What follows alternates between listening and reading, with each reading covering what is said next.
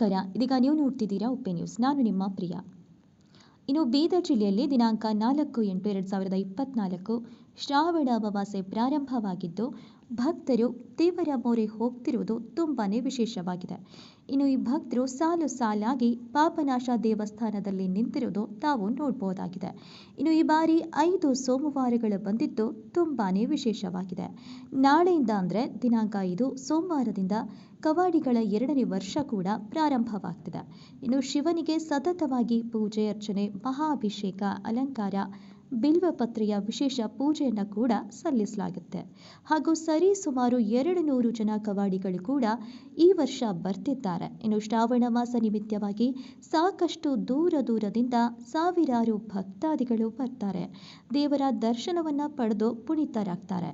ಇನ್ನು ಎಲ್ಲ ಭಕ್ತಾದಿಗಳಿಗೆ ದೇವರು ಆಯುರಾರೋಗ್ಯ ಐಶ್ವರ್ಯವನ್ನು ಕೊಟ್ಟು ಕಾಪಾಡಲಿ ಅಂತ ಪಾಪನಾಶ್ ಟ್ರಸ್ಟ್ ಆಶಿಸ್ತಿದೆ ಅಂತ ಟ್ರಸ್ಟ್ ಸದಸ್ಯರು ತಿಳಿಸಿದ್ರು. ಇನ್ನು ಇದಾಗಿತ್ತು ಇವತ್ತಿನ ವಿಶೇಷ. ನಿರಂತರ ಸುದ್ದಿಗಳಿಗಾಗಿ ನೋಡ್ತಾ ಇರಿ ಉಪ್ಪೆ ನ್ಯೂಸ್.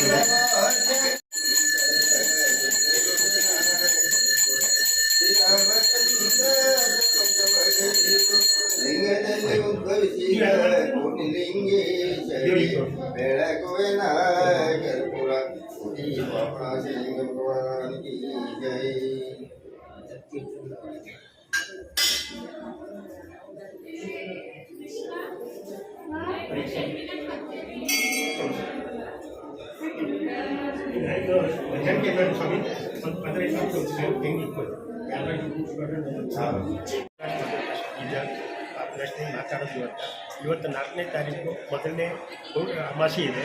ಸೋಮವಾರ ನಾಳೆಯಿಂದ ಒಂದು 5ನೇ ತಾರೀಕು ಕವಾಡಿಗಳು 2ನೇ ವರ್ಷ ಸ್ಟಾರ್ಟ್ ಮಾಡ್ತಾ ಇದ್ದಾರೆ. ಈ ವರ್ಷ ಮತ್ತು 5 ಸೋಮವಾರ ಬಂದಿದೆ.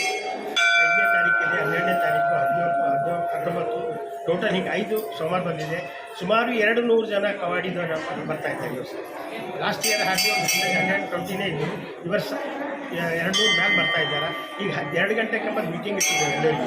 ಮತ್ತು ಇಲ್ಲಿ ಅಸಿಸ್ಟೆಂಟ್ ಕಮಿಷನರ್ ಅಂತ ತಹಸೀಲ್ದಾರ್ ಆಗಿ ಅವ್ರ ಕೋಪರೇಷನ್ ಹೊಸ ಮೇಡಮ್ ಇದ್ದರು. ಅವರಲ್ಲಿ ಒಂದು ಅರೇಂಜ್ಮೆಂಟ್ ಮಾಡಿದ್ದಾರೆ ತಹಸೀಲ್ದಾರ್. ಅವರಿಗೂ ನಾನು ತುಂಬ ಧನ್ಯವಾದ ಹೇಳುತ್ತೆ. ಮತ್ತು ಬೀದರ್ ಜನರಿಗೆ ಈ ಶ್ರಾವಣ ಬರ್ತಾ ಇದೆ, ಎಲ್ಲ ಜನರಿಗೆ ಆರೋಗ್ಯ ಆಯುಷ್ಯ ಅವರಿಗೆ ಒಳ್ಳೆಯ ರೀತಿಯಿಂದ ಸಮೃದ್ಧಿ ಮಾಡಲಿ ಅಂತ ನಾನು ಶ್ರೀ ಪಾಪನಾಶ್ ಟ್ರಸ್ಟ್ ವತಿಯಿಂದ ಅವರಿಗೆ ಆಶಿಸ್ತೇನೆ. ಮತ್ತು ನಾನು ಈ ಮುಂದೆ ಬರೋಕ್ಕೆ ಈ ಜನ ಎಂಬುದು ಇವತ್ತೇನೋ ಅಮಾವಾಸ್ಯೆ ಕಡಿಮೆ ಇರ್ತದೆ.